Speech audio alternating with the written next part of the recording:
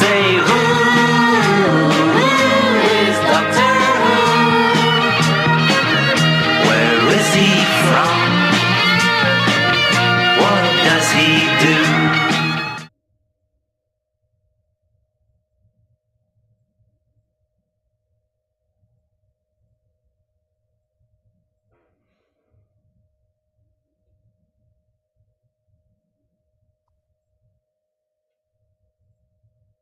There you are.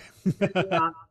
I've got it on my phone, I'm afraid. It doesn't seem to want to work on my computer. I hope that's all right. Oh, it's perfectly fine. I can see you and even hear you a little bit better, actually. So that's great. Oh, brilliant. Well, good morning from America. How are you? Yes, good. And good afternoon from the UK.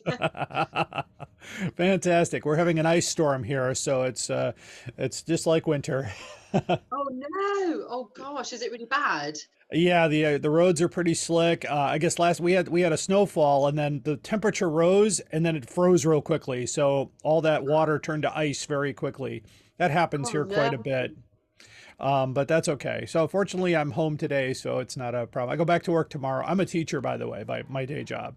Oh, So wow. Okay. thank you. So great. So thank you for being here. I'm going to go right in. I have a short introduction I'm going to read to kind of pull the listeners in, and then you'll know when to come in. So, so I'll go ahead and get started. Okay. And now it's time for the main story. 48 years ago, in January of 1974, the world of Doctor Who changed forever.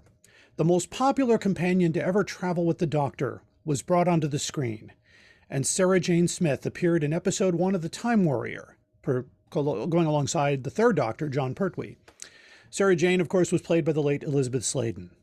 The character would continue to the fourth Doctor and leaving his travels on October 23, 1976. She would return to television on December 28, 1981, which is 41 years ago, for K9 and Company, which sadly was a failed pilot, but a wonderful story. She did come back for the 30th anniversary special, Dimensions in Time, and did two of the very first Doctor Who audio stories, The Ghosts of End Space and The Paradise of Death with John Pertwee, which was kind of a precursor to the Big Finish world. But she was not done. She would return to join the third Doctor again on November 23, 1983 for The Five Doctors. She would again join the 10th Doctor in an episode called School Reunion on April 29, 2006 with our popular K9. This was, of course, getting ready for her own television adventure, The Sarah Jane Adventures, which started January 1st, 2007 and lasted until October 18th, 2011. She would then appear with the 11th Doctor and with Jo Grant, played by Katie Manning, her immediate predecessor on Doctor Who. And she would do one more Doctor Who appearance with David Tennant in The Stolen Earth and Journey's End in 2008. Sadly, Elisabeth Sladen passed away on April 19th, 2011. During her time on and off Doctor Who, many items were made using her likeness, including books, records, videotapes, action figures, and much more. I am greatly honored to introduce my guest today, Sadie Miller, the daughter of Elisabeth Sladen and currently playing Sarah Jane Smith for Big Finish. Welcome to the Doctor Who Collectors Podcast, Sadie. Oh, thank you so much for having me. It's lovely to be here. Thank you so much. I met Sadie at first on Instagram and then in person at Chicago TARDIS. And I believe that was your first convention. Is that right? It wasn't, no, but it was my first one overseas. I'd done a couple in the UK. The first convention in the United States. So we'll go there. And so what was your opinion of Chicago TARDIS? Oh, it was fantastic. It was so lovely to get to see everyone. And I think the American conventions are so much bigger than the UK. And so many amazing cosplayers and just such a great community feel of people. It was really wonderful. Well, I wanted to share with you a comment. I had posted a preview of this podcast on Facebook, and the first comment that came in this morning, and I have to read it to you. I loved meeting her in Chicago. I have fallen in love with her as much as I had with Liz. Truly an amazing young woman with lots of talent and very compassionate. So you definitely left an impact on the fans here. Oh, lovely. Thank you. Oh, how wonderful. Absolutely. Now, going back in time. I met your mom first at two conventions. The first one was in November of '84, which she was pregnant at the time. So you were technically there as well. That was the first time I saw her. She did a panel with John Pertwee, and later with Tom Baker. He was at that convention, and it was I had just a brief moment to shake her hand and say hello. But then I saw her again the next year in 1985, November of '85. You had been born, of course, earlier that year. So she came back, and I had about a 5-minute conversation with her. Of course, back in the '80s, there were no smartphones or ways to contact. So it was just my memory of sitting in the hotel lobby at the Hyatt Regency. And she was just sitting there, just enjoying a cup, I believe, of either coffee or tea. I don't remember what she had, but I just wanted to say, I said, my entire childhood, you were one of the greatest people that I've ever had to see on Doctor Who, because she was my second companion growing up in Chicago. I started watching the show in 1975. And they started with the John Pertwee episodes with Joe Grant. And then, of course, moving into Sarah Jane Smith with Liz Sladen. And I said, it was just, she was not the damsel in distress. She was definitely not the screaming companion. She was definitely an independent woman. And I remember just I believe it's Ark in Space when Ian Marter picks her up and she's like, "Put me down. I do not need your help." And I just remember that as being, wow, that was the most powerful thing I ever saw. So, of course, my first question with you, of course, being born in 1985, Doctor Who was essentially off the air when you became of age. But what was your first experience watching Doctor Who? So it was just watching it at home with mum, really. I, as you say, hadn't really gotten awareness of the program because it wasn't on air when I was growing up, but there were still kids my age that knew about it and, would play about it in the playground and things. But it was just at home with the old, VHS tapes. Right. Yeah, watching them with my mum. I remember watching Pyramids of Mars. I think it was maybe the ones. I think that was one of mum's favorite stories, and one that she felt I might be interested in because it's quite a fun, exciting story. I think even if you're not interested in Doctor Who, I think a lot of the stories are good adventure stories, aren't they, really, not just necessarily science fiction. So I definitely remember watching that growing up. Well, I have to agree. Pyramids of Mars is one of my all-time favorite stories because it's a story where you have the Doctor really has to make a decision, because he even goes to the future and says, "Here's what will happen if we do nothing."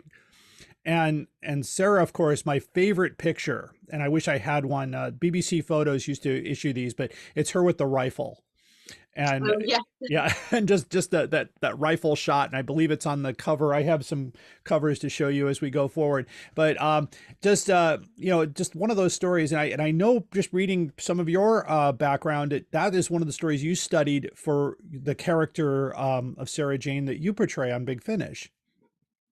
And I just happened to finish both of those. I have here the Return of the Cybermen, which was the original Revenge of the Cybermen script before it got edited, and I think this is a better one than Revenge of the Cybermen myself. I thought this was absolutely a much better story. It made better sense to me now that I watched them both back and forth. And I just started into the Third Doctor adventures, where you're with John Pertwee, or Tim Traylor, I should say, and these characters. And so, I mean, working with, what was it like working with Tom Baker? I don't know if you actually were with him or it was all virtual. I don't know how that worked, but. No, so for the very first ones, it was pre-COVID. So it was November 2019, I think. Oh, yeah, wonderful. So wonderful. We could all be in the same room. That was lovely. He's such a great, fun guy. I mean, quite, mischievous and naughty as well, but he knows the character so well. So it kind of eases you into the process. But it was a lot of fun, and just sitting and chatting with him as well, because I've sort of seen him sporadically over the years, but I don't sort of know him very well. So it was really nice just to get to see him again. Oh, that's great. Yeah, I met him twice in my life, and he was just somebody who really loved his fans. He loved the attention. He even in Chicago here, he even appeared on the local news. He went to the news station, and I guess the guy that was interviewing him had never heard of him, but but Oh, people. no. But people in the newsroom, when they saw him walk in, they thought, "Oh my gosh, it's Tom Baker," and they're like, "Yeah." People like saw you come in, and they thought it was Paul Newman walking in the door or something like that. And Tom was just he treated the guy exactly the way he would in an interview with somebody who had no idea who he was, and it was just a really good interview. And he was there to promote the Spirit of Light convention in '84, which was a probably the biggest. It was my first convention in Chicago. Oh, I was very young, and it was just a wonderful experience to see five doctors on stage, and experience the thing that was. It was just a 3 day. It was a 3 day event. It was the biggest thing that had ever been done in Chicago, and there were thousands of wow. people there. So it was really wonderful. Was there a lot of Doctor Who memorabilia in your home growing up? Did she keep a lot of things? Were there things around that you like were able to see or experience? Sure. I mean, I think she had little bits and bobs, but to be honest, because I don't know the show in depth Mhm. enough, I'm sure that there's stuff that's probably from Doctor Who that I don't even realize that that's Okay. what it's from. And after she passed away, a lot of people did contact me and my dad to ask, did we have anything that we would want to auction or maybe sell or whatever. And I don't feel that we actually do have that much stuff. I know that Mum kept Owlie, the little owl toy from Oh Hand yeah, of yeah. Fate. Sure, Yeah. sure. Yeah. um, Yeah, that's I love that story as well. a great end story, isn't it? Because I think they were going to kill off the character originally, and then Yes, and I'm so glad, I read some of that background about, that the initial and the backlash was I mean, you can't do that. I mean, if you go, I mean, right now if you go online and you say who is the most popular character on Doctor Who, 9 times out of 10 it's Sarah Jane Smith. oh and and wow, and that's and that's going from the old to the new. So I mean, since she actually appeared in both series and had her own run and had a lot of popularity, the number one costume in 1984 at that convention was the Andy Pandy overalls with the dark hair, and people, and some with spiders on their back, and things like that. And I remember some of those people walking into the Liz Sladen things, and she would comment on that, like, "Wow, they look great," or "Those costumes look better than what I had." And I'm just going to show you real quick. That's what they when they did the Funko. That's the Andy Pandy. oh, I don't know if you have this one, but this is, yeah, you do, Sarah. And I love that outfit. And of course, she's got the ring, yes, the yes, Eldrad ring, and she's like, Eldrad must live. Yeah. So just so awesome. now, when you were growing up, did any of the Doctor Who actors visit and see you around the house or visit Liz at all, or no, not at all? No, no, not really. I mean, my I guess people have an idea that actors are very sociable and go to lots of parties and lots of events and stuff. But my parents weren't like that at all, really. So not really.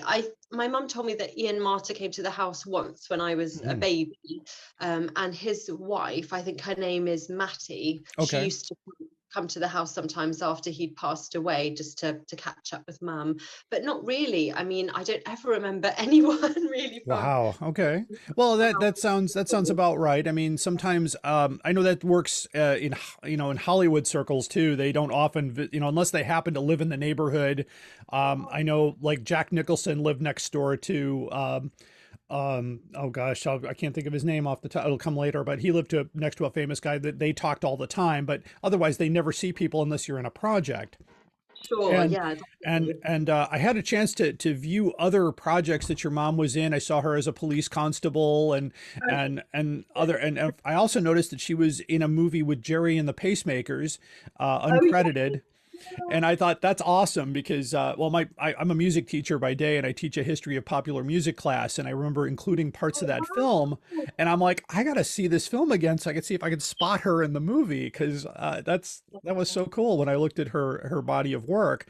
And just some amazing her accents and her her ability to deliver, and it was just really something else. So I have a few items to share with you and our listeners. Of course, our listeners, if you're listening to this interview and you want to see some of these things that we're doing, you can visit us on our Patreon page, and of course, see the interview and our interaction here with Sadie Miller. First of all, I love your glasses. By the way, those are the glasses I wore when I was a teenager. Those are awesome. I mean, the big glasses are really, I mean, just really cool, and just some great stuff. I wanted the first thing I want to ask you about was I watched a BBC interview you did about 10 years ago, and you said you saw a life-size cardboard cutout of your mom in some guy's living room and called it strange. So, those are still out there. I don't have one, but they're going for about 100 pounds right now, and they're still available. And I know those were licensed by a celebrity cardboard cutout. You can get one from David Tennant, and you can get one from for her and for other actors. The only thing I was really disappointed about is in the 70s when Dennis Fisher did their action figures, they did not do a Sarah Jane action figure. They did a Leela action figure, and the Leela action figure didn't sell very well. But I think the Sarah Jane one would have sold a lot better if they had done one. They didn't do a Sarah Jane action figure until most recently. But I'll go back in time for media. These are things that were produced before you were born. But one of our first artwork pieces. This is a laser disc of the Ark in space. Oh, wow. And a laser disc, I don't know if you know what laser discs, but they were giant CDs basically that was supposed to take over, revolutionize home video, and of course it didn't. And this is the UK one from PAL. They did not release this one in the United States, but it's a wonderful. Here's the back here. I'm just going to keep the glare off of that, but yeah, lots of pictures of your mom on that, and the artwork on the front. Just a lovable story. Of course, the guy in the bubble wrap, the green bubble wrap. I love the BBC. Oh, bless him. So just that was the that media. Of course, the home video was very popular. I have my copy of K9 and Company. It was when we heard about it here in the United States. I remember when it came out, and they did not show it here, so we had to through other means try to get a hold of a copy to watch here. And a whole bunch of my friends sat around the TV, and we just glued ourselves to watching K9 and Company. It was just a favorite of mine, and it's sad that it didn't move on to the next thing, but that's show business, as they say. Well, we don't have the ratings, so but and of course she got very involved in she did this as part of when she filmed Genesis of the Daleks, they made it into an album and did a narration, kind of an audio version. It's narrated by Tom Baker, and there's her image on the front cover with Ian Marter and Michael Wisher and Tom Baker, and that came out back in the 70s. I've never seen that before. Oh, you've never seen that one? Oh, gosh. No. Very Wow. cool. Well, then you probably don't know about Doctor Who and the Pescatons. That one I have seen. So my parents have that artwork in their house, but I've never listened to it. Is it a record? Yeah, this is a record. And they did it. This is the first audio adventure that was done.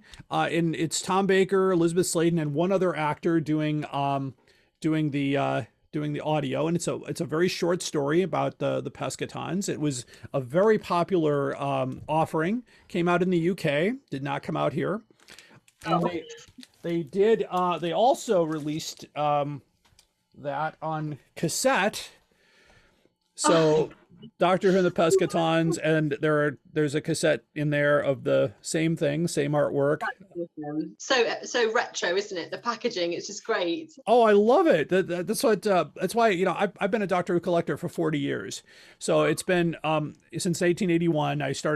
I bought a few things, and then of course it started to expand, to I got a gift, Doctor and the Daleks poster in the back. That's on canvas, and it's hard to see underneath it, but the artwork underneath there is the original artwork from the 1972 Radio Times with John Pertwee and the Daleks in color.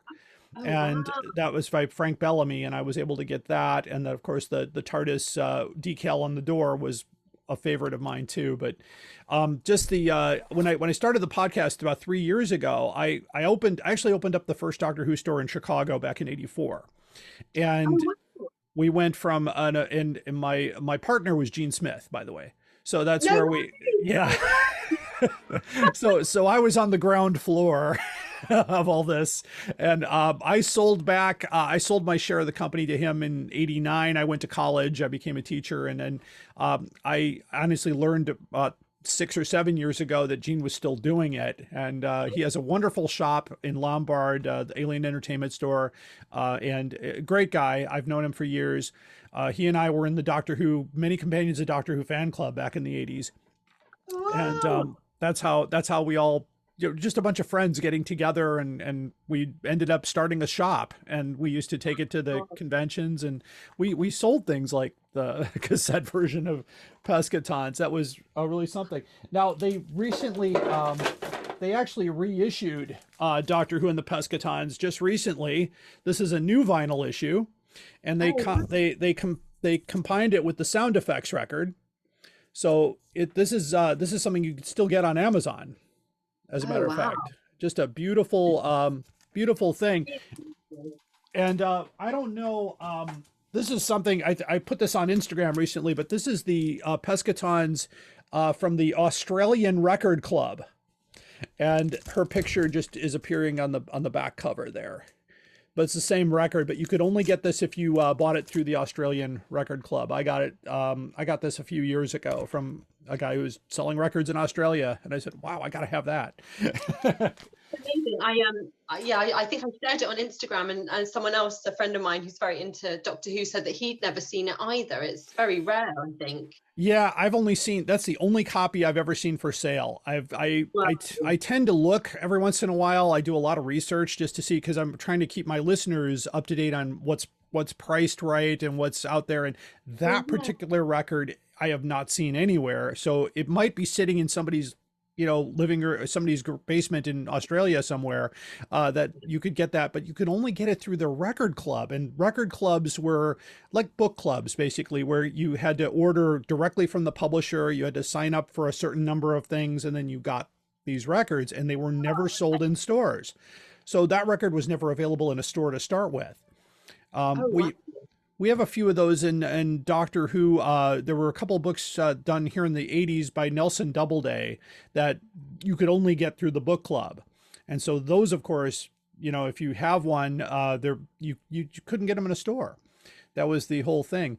Now, your mom first appeared on a Target book. Actually, it was a hardcover back in 1973. This is The Planet of the Spiders in hardcover, with a dust jacket, and only from her back with the spider. And I'll never forget that scene, because John Pertwee looks at her and goes, "Oh, good grief."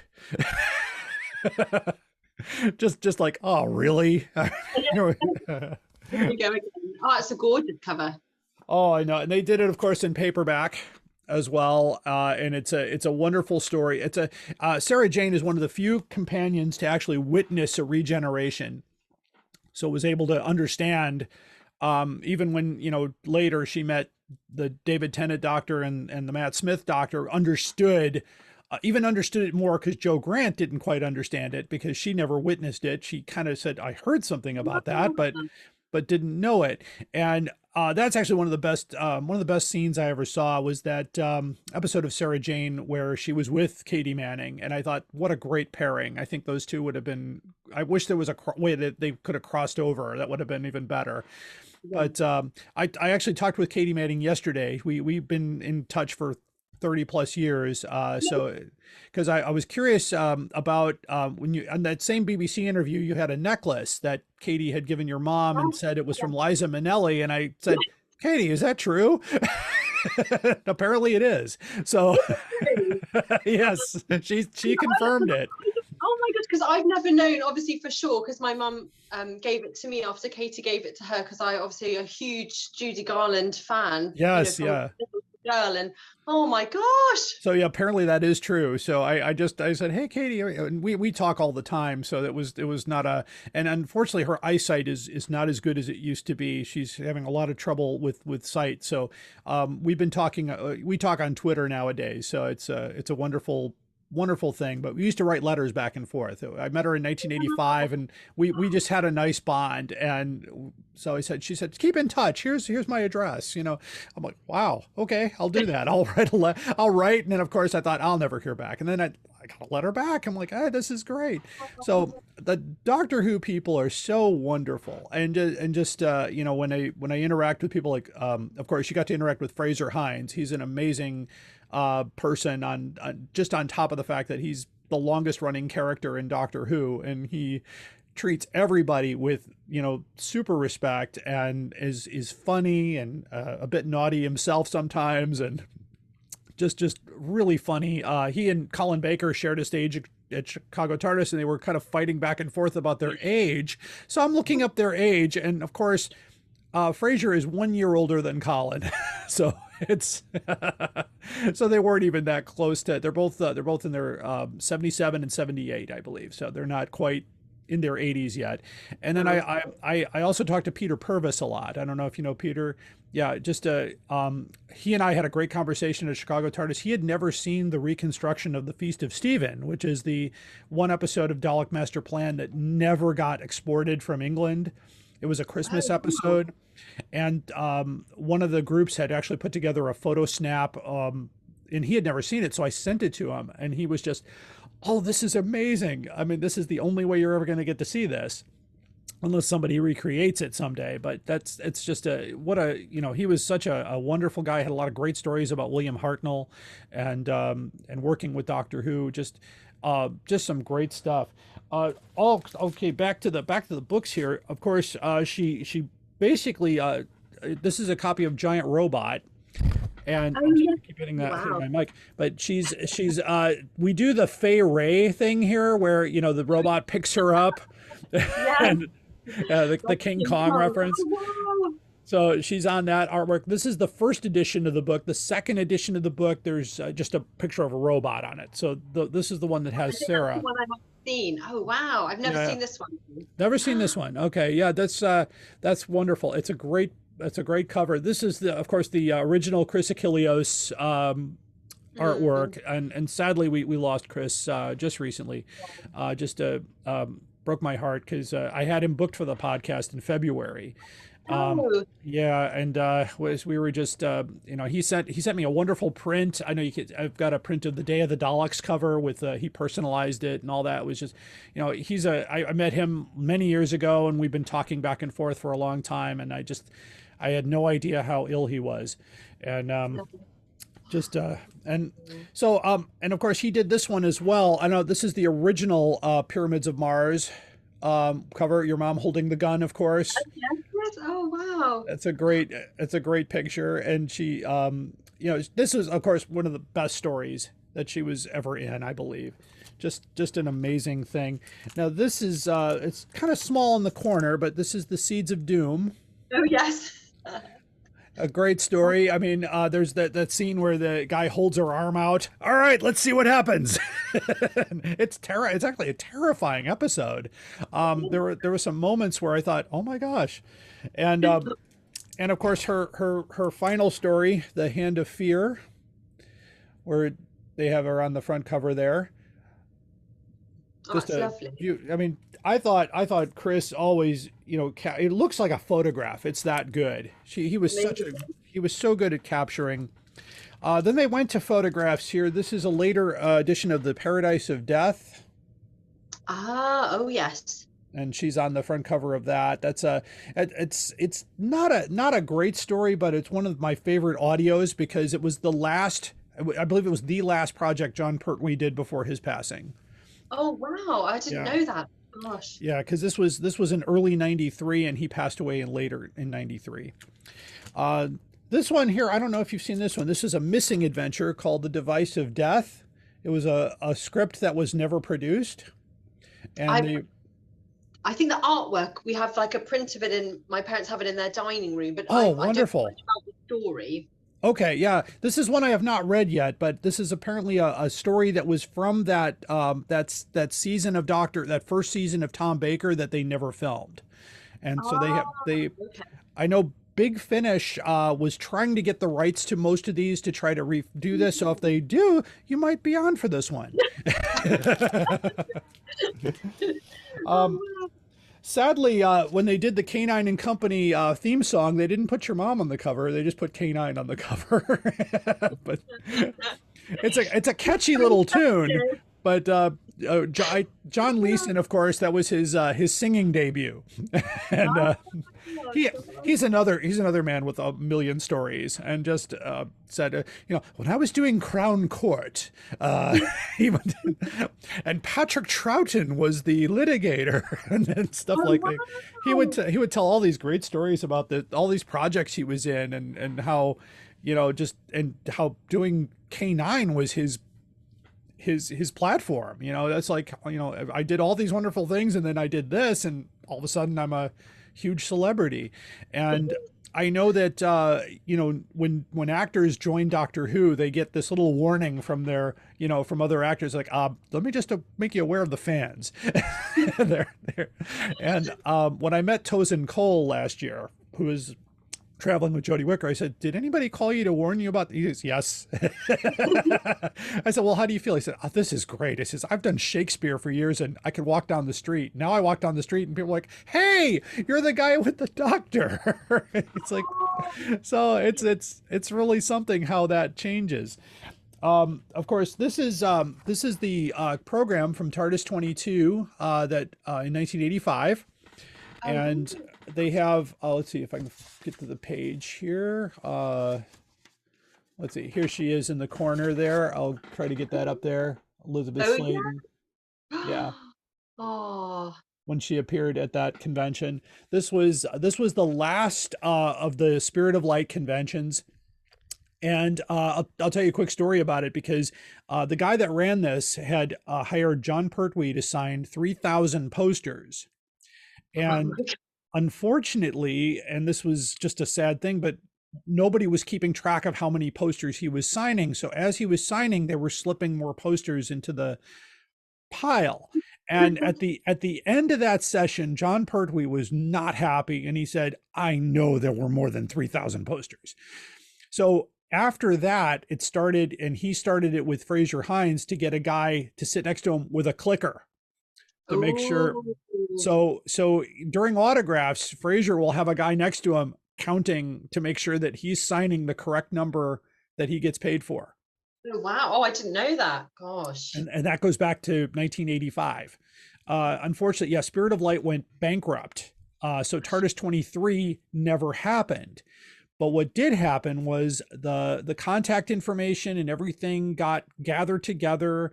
And that's when Gene Smith put on Visions 90, the first North American Doctor Who convention past this. So that we kind of learned from, Gene and I were both at this convention. We were both dealers. We had our shop at this convention.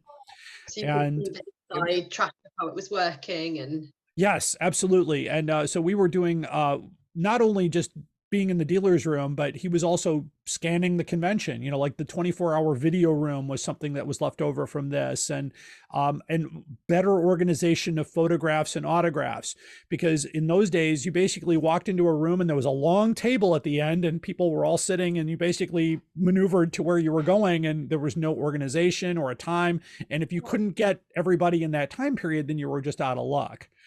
And so it was not very well organized, and there was some complaints about that the guests didn't get paid right away, or there was some problems with that, or travel problems and things that nature. So so Gene always makes sure he takes really good care of all of the guests. I mean, I'm sure he treated you with extreme professionalism and got you there, got you home.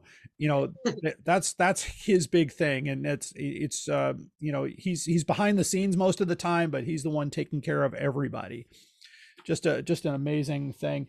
VHS. I have some of these these are from the UK releases. The Time Warrior, of course. the very first appearance. It's still one of my favorite stories. I mean, I love how she sneaks into this thing and becomes the next companion of Doctor Who, and the first appearance of the Sontarans on top of that as well. So the Time Warrior. The next one, I love this one as well, but Invasion of the Dinosaurs. Oh yeah. Great story. You know, and she's in there somewhere. Yeah, she's on the cover somewhere, but just a really great story for that. I also loved her in The Monster of Peladon. Just a really great story for her. Of course, he's going back to Peladon and trying to find the king, who of course died because it's 100 years in the future. And I guess Big Finish just did another story with David Troughton again. I think so, about Peladon, didn't they? Yes. Yeah, but bringing back King Peladon, and I thought, what a great thing. The most popular story in the United States, of course, was Genesis of the Daleks. Oh, really? I didn't know that. This one was shown more at least in this area than any other story, because it was the origin of the Daleks, and of course Sarah and Ian Marter and Liz Sladen were just amazing in this. Michael Wisher plays Davros, and of course Michael Wisher used to do the Dalek voices in the Pertwee era, so he was kind of a starter for that. And just a really great story. We got it shown many times. The Planet of Evil. It's a great picture of her on the front cover. I don't actually know who does the artwork for the VHS. They don't list that person, and it's not something, but they did a really nice job on those tapes. Just a great story. Here's The Seeds of Doom. Oh wow. That's a wonderful story. The crinoid here, the wonderful plant creature. Now, the Androids of Death, they show her with her face off. Oh yeah. That was actually one of that cliffhanger when the falls to the ground and the faceplate comes off. And I'm like, that was a great cliffhanger. Oh yeah. And of course, this is a wonderful picture for the Hand of Fear. Beautiful. That's she was a beautiful lady. I mean, just absolutely one of my favorite things that was done. Chris Achilleos, of course, did this. I don't know if you've seen this book before, The Amazing World of Doctor Who. This was a program of firstly of trading cards. Oh, okay. So there was so I'll see if I can show you this. This is the trading card for Sarah Jane Smith. There's only one, and basically the trading card, there's a bunch of them. You can TARDIS and the Doctor, and on the back it said you could send a pound. It's like £1.99 for the wall chart, and. Oh. And of course, the wall chart, I don't know if I'm going to be able to show you the whole wall chart here, but Oh my goodness. I'll do my best here. But Oh wow. Oh, isn't that gorgeous? yeah, Oh, you could collect the cards. yeah, so there's a place here to put the cards.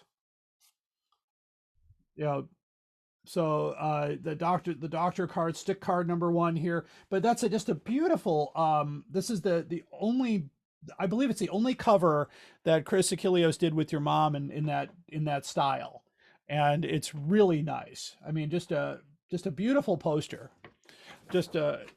Oh gosh, and of course, this was not available in the United States. I got lucky and was able to get the book and the book, and of course, there's a story in the book where they have a picture of your mom that was drawn in there, and it's the only story in there with Sarah, but it's hard to see, but she's back there behind Tom. Just a beautiful thing. Of course, she also her very first appearance in Doctor Who magazine was on issue number 7 of Doctor Who Weekly. Oh yes.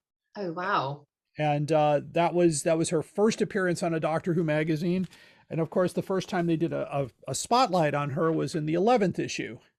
Oh gosh. Oh wow. And of course, Doctor Who magazine did many things with her. There's also, I don't know if you've seen these trading cards. The K9 and Company one. Oh gosh. Canine and Oh Company. wow. Actually, I think this is Five Doctors. When she fell down the Oh, hill. yeah, she falls down the hill. That's what I'm thinking of. Yeah, Yes, and like you're and right. That purple these map. yeah these were out during the early '90s. And so, and of course, whenever I see all this stuff being produced, it makes me wonder, I hope your mom got paid for all this. Because I'm sure she did. I'm sure she chased it up. Oh gosh, how funny. yeah, Gosh, there's it's so much stuff. just You just a lot, and this is just scraping the surface. When I do my research, of course, David J. Howe is a wonderful friend of ours. I don't know if you know David. He runs he has a website called the Doctor Who Toy Box.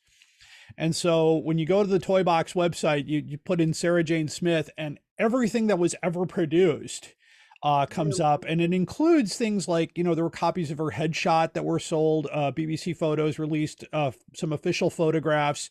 I'm pretty sure there's also some unofficial photographs out there that happens every once in a while. The cardboard cutout, of course.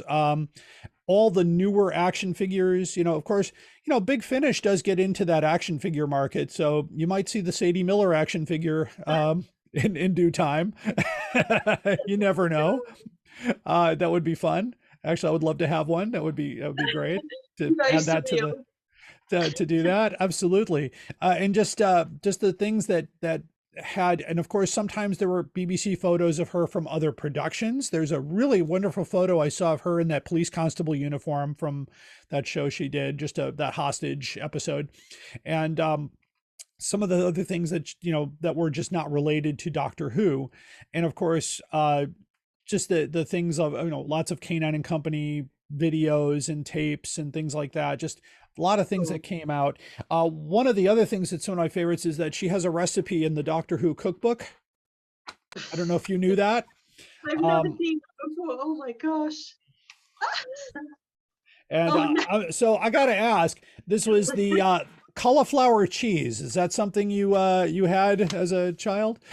I don't remember having that, but I'm sure it's very nice. I've never seen that before. How funny. Yeah, it's page 86 of the cookbook. She has a recipe. Now, according to the research I did, Gary Downey literally bugged all the Doctor Who actors to come up with a recipe, and so the story I heard about him contacting Liz Sladen is she gave him something just to get him to go away. Oh gosh. So she may have pulled a recipe card out of whatever and said, "Here, take this," and so that they did that. But they did do. I don't know who did the artwork, but that's a wonderful little drawing of your mom cooking. No, it's really lovely. So it's and of course on the other side is John Pertwee's poached egg salad. So he's got that on there. There's some. This book did not sell very well. They did a hardcover and a paperback of the cookbook, and it basically, I love the copy on the back. It says the Makra Terror lived off a steady diet of toxic gas. The Ogre fed on blood, and even the Fifth Doctor was known for his fondness for celery. And so when the book was reviewed, they said, yeah, most of these recipes did result in toxic gas. So Oh, what a shame. John Nathan Turner did a few things in here, Terrence Dix, people from the show. They just got as many people as they could to put that together. They also did a really nice article on your mom in the 20th anniversary celebration book. I'm sure you have one of these somewhere. No, I don't think I've seen this one. Oh, no, okay. But yeah, they do a nice article here on Sarah Jane and just a beautiful pictures here. This is one of my favorite photos that they do with her and Tom. Lovely, isn't it? Yeah. Oh, lovely photo of Ian as well. Wasn't that lovely? Oh yeah, he was such a nice guy. I got to meet him as well, and sadly died way too young. Yeah, he was in Chicago. He was one of the guests at Spirit of Light, and just sad, died too young. Just a budding writer too. He novelized many Doctor Who stories and was a really brilliant writer. And I guess I know Liz loved working with him.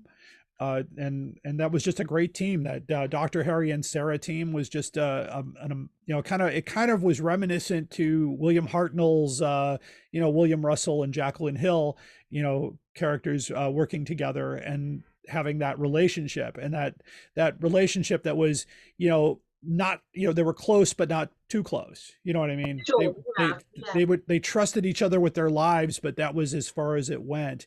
And Sarah Jane was the independent woman. She was a journalist. She was going after going after the story and going after that and trying her best to stay out of trouble, but did not like being the damsel in distress. So, but I want to close. I have here a copy of the Sarah Jane quiz book. Oh my gosh. So I'm going to give you the first quiz here is, how well do you know Sarah Jane? So we're going to test your knowledge. And don't worry, if you get any of them wrong, no one's going to write back and say anything, but there's 10 questions. So let's see. The first question, these are multiple choice. So first question is, where does Sarah Jane live? Is it Bannerman Road, Flagstaff Road, or Bunting Street? Bannerman Road. Bannerman Road. We'll have a ding ding edited in there. Okay. What was the name of Sarah Jane's alien supercomputer? Was it Mr. Jones, Miss Peabody, or Mr. Smith? Mr. Smith. Mr. Smith is correct. You're 2 for 2. And where does she keep her computer? Is it in the potting shed, the attic, or the cellar? Oh, it's in the attic. In the attic, of course. And what is Sarah Jane's profession? Was she a journalist, a private investigator, or a florist? A journalist. A journalist, of course. Sarah Jane used to be attached to a super secret military organization. Was it MI6, Unit, or MJ12? Unit. Unit. All right, we are halfway there. Sarah Jane was orphaned as a baby. Who brought her up? Was it her Aunt Lydia, her Aunt Laura, or her Aunt Lavinia? Aunt Lavinia. Aunt Lavinia. She is mentioned many times in the program. What is so special about Sarah Jane's favorite lipstick? Does it not smudge? It tastes of strawberries, or is it Sonic? It is a Sonic lipstick. It is Sonic lipstick, but I'm sure it doesn't smudge either. I've never seen her with smudged lipstick. Sarah Jane used to go traveling in time and space with whom? Was it with the trickster, the master, or the doctor? Oh, the doctor. Easy question there. What really annoys Sarah Jane about her neighbor, Jita Chandra? That she calls her Sarah all the time, the way she drives, or her laugh? I think I'm going to have to go for the first one, that she keeps calling her Sarah. That is correct. She keeps calling her Sarah. I don't like the way she keeps calling me Sarah all the time. And the final question, what is so special about Sarah Jane's wristwatch? It can tell time on Metebelis 3, it can detect aliens, or it can translate any alien language. Oh, I don't know this one actually. Is it can detect aliens? And we have a 10 for 10. So Sarah Jane. That is so much fun. Yeah, the Sarah Jane quiz. I got this the other day for about $1 used. I thought what a wonderful thing. And of course the quizzes start from mostly from the Sarah Jane adventure, but there's some wonderful publicity photos in here of her, and some in black and white, some in color.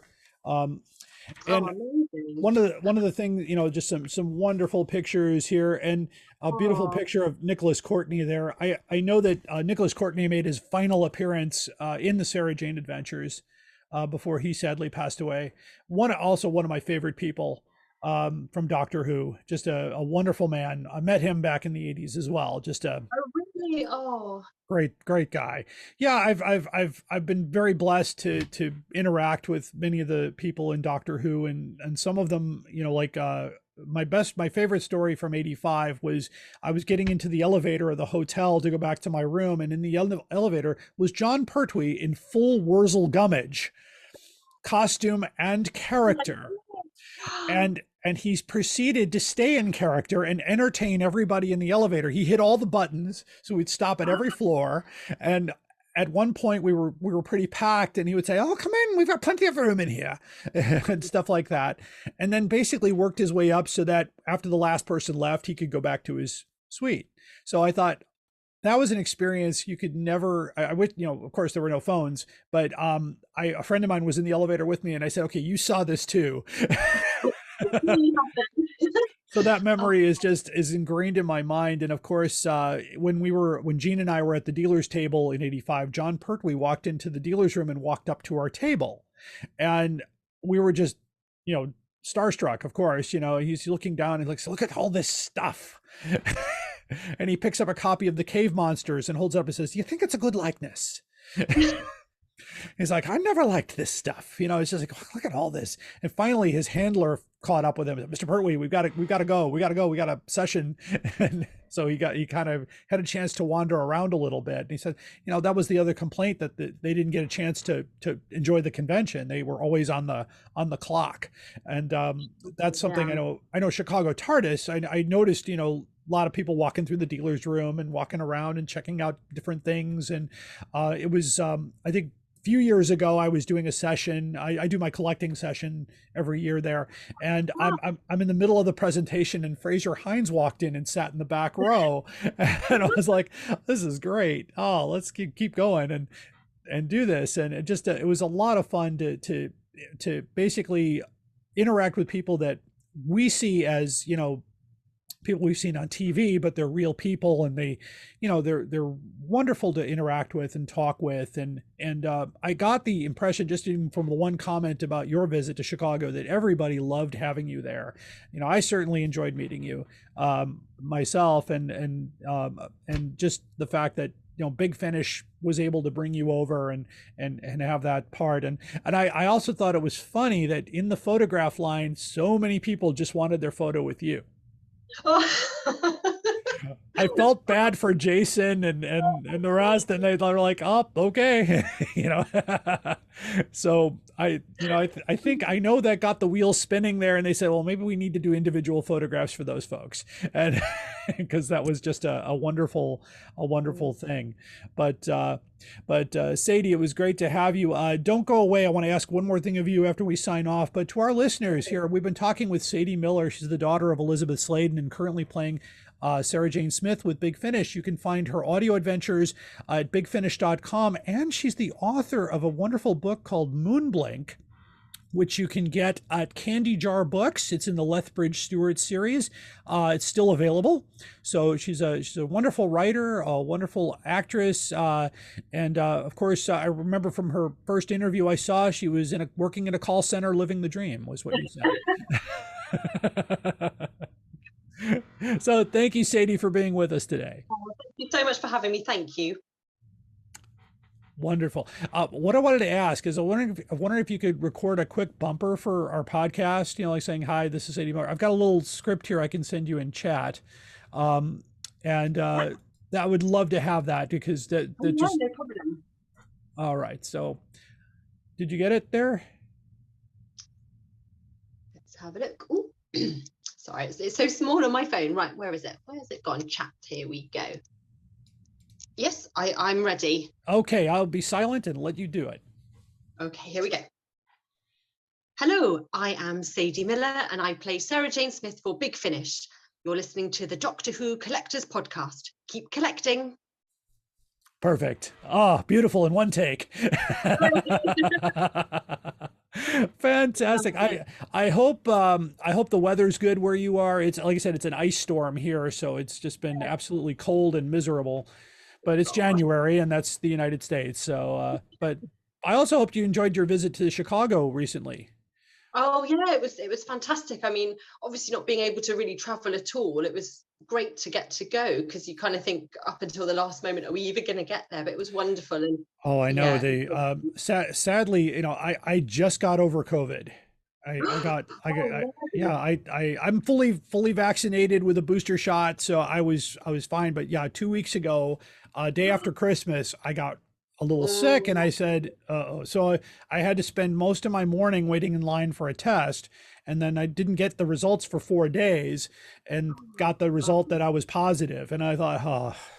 So I'm fine. I'm fine now. I'm good. I go back to school tomorrow. I'll be all good. They extended our break a little bit. We get usually we get a week and a half for winter. They extended it to 2 weeks to allow the staff to, get through it. And Oh, but God. I'm glad I got the shots because I don't, it didn't feel bad. It felt like a really bad cold, but it was probably Omicron that's going around the globe right now. And I know that we've got restricted travel again and things like that because I've been trying to get to visit England myself. Oh, I've never been, and since now I've made so many wonderful friends over there, I want to visit. But yeah. right now is not a good time. So, Yeah. Doctor Who was an early part of my life. We started. I was going to show you this is the catalog we put out in 1986, Oh, wow. Oh, and goodness me. it's hand drawn. The gentleman that did the artwork, his name was Bill Eubanks. He was a very dear friend of myself and Jean. He even did a wonderful picture of John Pertwee and Joe on the back there. Oh, is that lovely? Yeah, just Oh, and there's the cookbook for sale. 1986. And I remember I gave away copies of, I still have original copies of this catalog, and I gave away a few at the convention. And one of my favorite moments was there was an artist that was there. He did the Chris Knight, I think it was. He did comic books, and he said, "Can I have one of these?" I said, "Sure." So he sent me a picture. It's on the wall of his studio. And Tony Lee has one as well. I know he does a lot of artwork and loves these things. It's just that's how we started. That's how Chicago TARDIS got its beginning, was just a bunch of us trying to serve Doctor Who fans. And in this country, it was very difficult to even get Target books because they weren't imported here. They Oh, were. really? I wonder why, because it's such a popular series. It seems strange they wouldn't want to. No, and well, part of the problem is there was no North American distributor for W.H. Allen or Wyndham Publications. Oh, So right. that didn't happen until 1983 when a company called Lyle Stewart opened up and they started to import W.H. Allen. And Oh, this, one of my favorite stories, Gene and I were placing an order for Target books. So we bought, a whole bunch of these Target books. I got them all in a pile here, but and not these, but just the newer ones. And the gentleman on the phone said, "Hey, would you be interested in hardcover editions?" I said, "Yeah." So he said, "Well, we can't sell them." He says, "Nobody wants them." So I said, "Really? Nobody wants them?" And these were the W.H. Allen, hardcovers, yeah. little six How by nine fun. dust jackets and wonderful. So basically they said, "Okay, we'll tell you what, we'll send you everything we have." So that was the last we heard of it. And then a few days later, Gene calls me and says, "You got to come over." We got 12 boxes from Lyle Stewart of hardcover edition books. Oh, And wow. this was incredible. We were the only dealer to have them, and we sold them, pretty readily. And in fact, in the first page of the catalog, we did a full listing. Let's see, where is it here? Yeah, of all the Doctor Who hardcovers. Oh, wow. And back then they sold for roughly $12. So a few weeks go by and we got the invoice for the Target books, but we never got an invoice for the hardcovers. So we're following that up. We called them up and said, "Hi, we never got a bill for these books." And they're Yeah. like, the person on the phone said, "I'm sorry, I have no record of that." I Oh, said, my gosh. "Well, we talked to this person." "Oh, we don't know who that is." We kind of got the hint they were dumping them. Yeah, yeah, yeah. They just didn't want to deal with them. Oh, my So God. so we paid zero. We didn't even pay shipping costs. And Oh, wow. it's hard to see. I'm going to try to move this way. That top shelf up there, that's all classic hardcovers. Oh, wow. And Oh, just a bunch, a whole bunch, gosh, just a whole set of those. So Gene and I each took a set for ourselves, and then we went to all the conventions and sold them, and they were just 100% pure profit. So it kept the business yeah, going. going How really amazing well. to meet that guy and to just kind of get that head start on them. You just get lucky sometimes, don't you, with things like that? Absolutely. And we had a wonderful distributor here in Chicago that was able to get things through the Barbara Elder Company, which was the company in California that licensed Doctor Who in the United States. So, for instance, the Sarah Jane buttons that we got were from BBC Enterprises through Barbara Elder. But oh gosh, but I as don't know about any of this stuff. Oh yeah, it was very complicated here because of, for one thing, import costs were very high in the 80s. And for us, I used to ask my friends in England, hey, if you find something in a used bookstore, let me know what it costs. And they said, okay, yeah, I found a few books and here's what it costs. I had to go to a bank and get a draft in pounds sterling, Oh my gosh. which had like a $5 fee on top of it, and then mail that to my friend in England, and then he would ship this package. And I said, well, today, of course, we have PayPal and Venmo and all that we can do it in an instant or use your credit card and they automatically translate the dollar amounts. But back then it was not easy to order things from England. And in fact, in many cases, when we'd see an offer in Doctor Who magazine, we would try to order something and they would send it back saying, sorry, we can't do it to the United States. The postage was too much. Oh So gosh. so it was very frustrating as a Doctor Who fan in America, especially when you wanted to get, if you wanted to get a subscription to Doctor Who magazine, you could not. Now you can, but of course it's almost bank breaking. It's like $120 a year to get Doctor Who magazine mailed to you. It'd be cheaper to go buy it at the bookstore nowadays, but you couldn't even get that. And it was, I used to import copies of Radio Times. That was one of my favorite things to do. Covers of Radio Times that featured Doctor Who, and of course over there it was like that was your TV listing guide. So people would buy one, and then they would discard it. Hold on, let me 1 second. I've got them right over here. But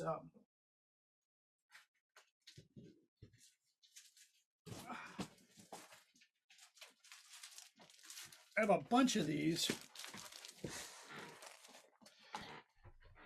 The 10th anniversary Radio Times. Oh, very cool. The Five Doctors cover. Oh, Had to get that. This is, I believe, Dimensions in Time. oh yes. Oh gosh. When the movie came out, Paul McGann. This one was a cool cover. This was in 2005, and if you open the inner lid here, Christopher Eccleston appears. So, oh wow.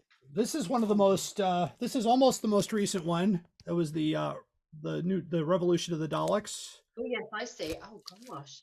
This is the most recent one with Jodie on the cover. And then going back in time, I told you about the first Dalek one. I actually have that one. Wow. That was 1972. This is from 1970. Oh yes. I love that picture, John. That'd be great. This one doesn't have a cover on it, but this was the Space Pirates episode 2 from John. There's a great article on, let's see, this was The Web of Fear was in this one. I actually copied the little insert there, Doctor Who. Oh wow. And my favorite one is this one. This one means absolutely nothing from the cover, but the listing was for the very first appearance of the Daleks, the survivors, 1963. Wow. The Radio Times with an Unearthly Child, impossible to find. But I find these are like used bookstores in the UK that have these in little big bins. Yeah, files and stuff. Yeah. Oh wow. And so they're just a couple of dollars here and there, but to a Doctor Who fan, finding some of these older ones, and they were only, and by the way, Doctor Who has the most covers for Radio Times of any program in the UK. Oh really? Oh, I didn't know that. Oh gosh. Yeah, they started, I guess Marco Polo was the first one in the 60s, and then they had one with Patrick Troughton, and then a few with John Pertwee. Nothing with Tom Baker, and then they go right into the Davison era, and then the most recent era was really big. And of course, here in America, I've got a couple copies of Newsweek magazine or RTV Guide that have, when Doctor Who finally reached a point where they couldn't ignore it.